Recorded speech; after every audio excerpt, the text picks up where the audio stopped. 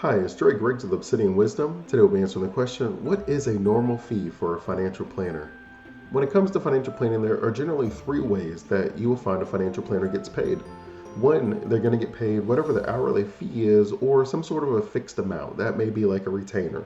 Two, they're going to get paid based on a commission. And three, they get paid an assets under management fee, which we normally refer to as AUM. That's just assets under management. First, we'll start with the financial planner who charges an hourly fee or a set amount each year. That may be a retainer, but it's a fixed fee nonetheless. On average, that financial planner is going to charge $100 to $400 an hour. If you're just going to pay them for the financial plan, they're generally going to be $1,000 to $3,000 for the financial plan. For ongoing services, that means like every single year you kind of work with them, you ask them questions, things like that. That on average is going to be $2,000 to $7,500 per year. Some of the benefits of having a fee only fixed financial planner fee is you are able to say, I am paying this advisor. So that significantly reduces the conflicts of interest, where your financial planner isn't getting paid based on any relationship they have with a broker or any sort of a fee structure based on them offering you a certain product or service. They are getting paid from you directly. So that is a benefit for you. You also have where it's not being overly incentivized for them to be making sure that you have all of your money invested in the stock market because they're not getting paid an AUM, they're getting paid an hourly fee. This opens the ability for you to really focus on the financial planning. If you have someone who's focused on financial planning, more times than not, the best way to capture that is to be able to charge you some sort of a fixed fee or an hourly fee. Here at Obsidian Wisdom, if you were to say how much would it cost just to create my financial plan, currently that is set at $1,500. That is if you come in, we make the plan, and then you implement the plan on your own. There's a lot of upfront costs for that, where we set up your relationship with the custodian, who we use Charles Schwab. We set your financial planning, your portfolio management tool on Right Capital, and some of the other services that we set you up for the client portal, and then just naturally the work that is put into creating your financial plan, whether we're talking about gathering the documents or the analysis. If you were to work with us on an ongoing basis, then we would charge what is a percentage of income. So on average, it's about 1% of your income is what the cost is for us to be able to advise you on the other 99% of your income. And the reason we choose a percentage of income is, you may not remember, but back in the day when I was a kid and you had a cell phone plan, you had a set number of minutes and then you had like this fee per minute if you went over that set number. Now, the good news is today, most cell phone companies just have a set monthly fee and then you get to use the minutes, which I think makes it a lot easier, where you're not counting the minutes and worried as much about, oh, is this going to put me over my minutes?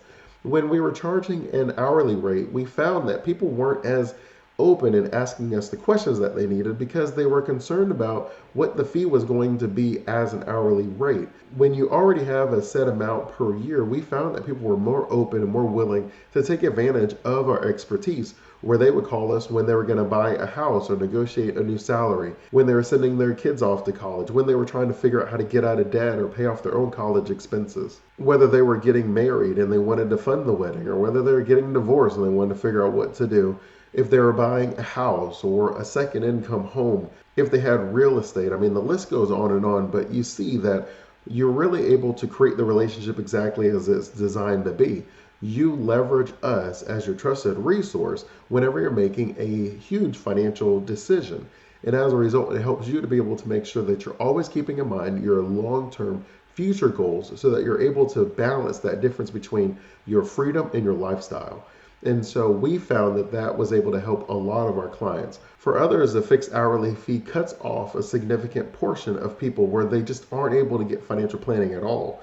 And as someone who believes that financial planning leads to the freedom and then the wisdom to maintain that freedom is something that we focus here on a lot, that as far as our values as a company, the idea of being able to say, on average, you're going to pay 1% of your income to figure out what to do with the other 99% of your money, I believe that that is a situation that allows everyone the ability to be able to take advantage of our services so that we're able to help you. Number two is a commission only relationship. And that means that the financial planner is not paid directly by you, but they're paid by some sort of a third party that they broker the relationship for. So an example of this would be like at your bank.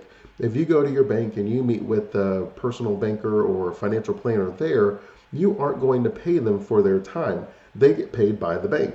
The bank incentivizes them to offer different products, generally going to be products that they create and they make a certain income off of, and then they pay a portion of that income to the financial planner. Now, this is a great option for some people who maybe aren't quite able, they don't have the disposable income to be able to pay the financial planner themselves. And so when you're in a commission relationship, you can get that financial planning advice and not have to pay anything out of pocket. Now, this also would be someone who maybe has a relationship with their 401k manager, where you don't pay that person to be able to come once a year and ask them which investments that you should choose in your 401k. But you also find that in each of these examples, the services are limited to basically the products that that third party who is paying that financial planner offers. So in your 401k, you can only choose the options that the 401k provider gives them. And as a result, the 401k provider is going to set that instrument up in a way where they make a certain amount of money that they can then pay a portion of that back to the financial planner. That could create a conflict of interest. Not that it will create a conflict of interest, but that gives an opportunity for a conflict of interest because you aren't paying the person directly. But it is a great place to get started for you if you don't have the disposable income yet to be able to pay someone for their financial advice. The third and final way a financial planner would get paid is the assets under management, or the AUM. And the way that would work is a financial planner would take a certain amount of your assets and they would invest that money. As that money is invested, they would then charge you a percentage of the money that's invested. So for example, if you had $100,000 invested with a financial planner and that planner charged you a 1% fee, you would pay them $1,000 per year to manage that $100,000.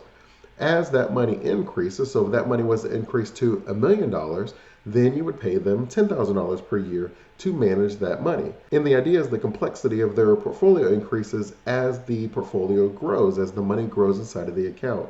Some of the benefits of the AUM model is you don't have to pay the money directly out of pocket. Generally, the money is going to be pulled from your investment account.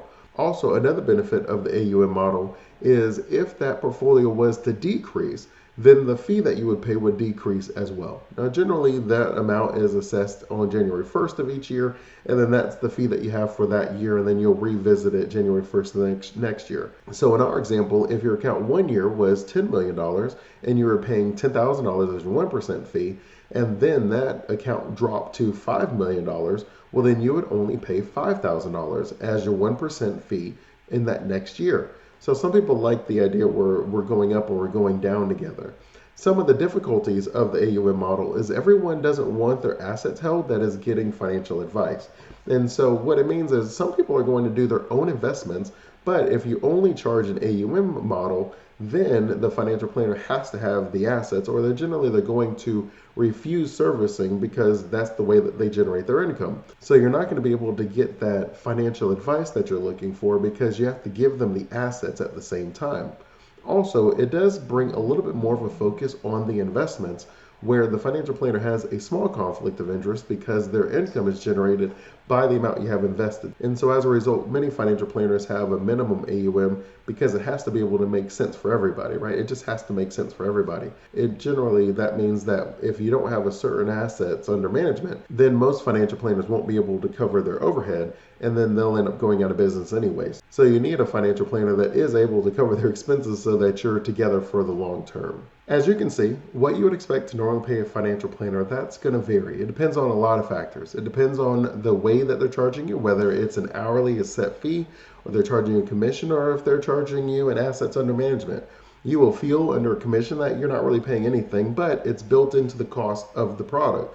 Under the hourly, it's going to range from $100 to $400 an hour, but it depends on the number of hours that you have. If you're someone who meets your financial planner once a month, that's going to be significantly less than someone who meets their financial planner once a quarter, and that's going to be less than someone who meets their financial planner once a month. If you're being charged an assets under management fee, well, that amount is also going to change based on the amount of assets that you have. If you have $1 million invested, that's going to be different than if you have $100,000 invested. But I will say the number one thing that you do want to focus on is whether that financial planner is a fiduciary, where they have your best interest in mind, where they are making decisions based on helping you achieve your financial goals so that you're able to have that retirement and lifestyle that you're looking for and build the generational wealth that you want.